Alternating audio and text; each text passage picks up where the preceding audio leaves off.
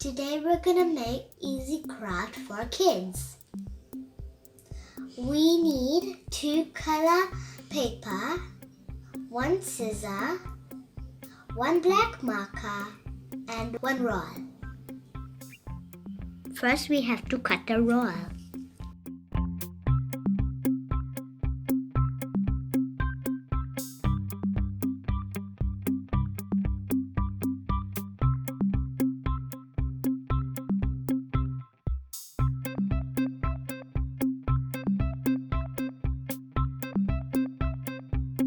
Now it looks like this. Now cut any color circle, 1 big, 1 small.